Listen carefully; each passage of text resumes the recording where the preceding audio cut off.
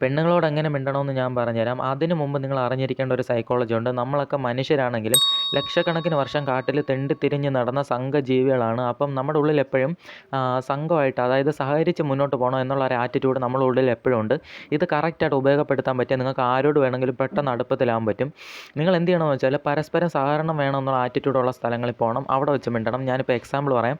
നിങ്ങളിപ്പോൾ ഒരു ATMിലോട്ട് കയറാൻ പോകണം. അപ്പോൾ ATMിൽ നിന്ന് ഒരാൾ ഇറങ്ങി വന്നിട്ട് ചോദിക്കുകയാണ് ക്യാഷ് എടുക്കാൻ വന്നതാണോ എന്ന് ചോദിച്ചാൽ നിങ്ങൾ ഉറപ്പായിട്ട് അയാളോട് മിണ്ടും. അപ്പോൾ അയാൾ പറയും ഇല്ല ക്യാഷ് ഇല്ല, അല്ലെങ്കിൽ ക്യാഷ് ബ്ലോക്കാണ്, അങ്ങനെ പറഞ്ഞാൽ നിങ്ങൾ അയാളോട് മിണ്ടും. കാരണം അവിടെ സഹകരിച്ച് നിൽക്കണം, അയാളോട് റിപ്ലൈ കൊടുക്കണം, മിണ്ടണം എന്നുള്ളൊരു ആറ്റിറ്റ്യൂഡ് നിങ്ങൾക്ക് കാണും.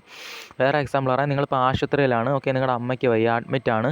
അപ്പോൾ തൊട്ടടുത്ത ബെഡിലുള്ള ഒരാൾ നിങ്ങളോട് ചോദിക്കുകയാണ് എന്ത് പറ്റിയതാണ്, എവിടെ വീടെന്ന് ചോദിച്ചാൽ നിങ്ങൾ ഉറപ്പായിട്ടും റിപ്ലൈ കൊടുക്കണം, ഇവിടെ സഹകരിച്ച് മുന്നോട്ട് പോകണം എന്നുള്ളൊരു ആറ്റിറ്റ്യൂഡായിരിക്കും.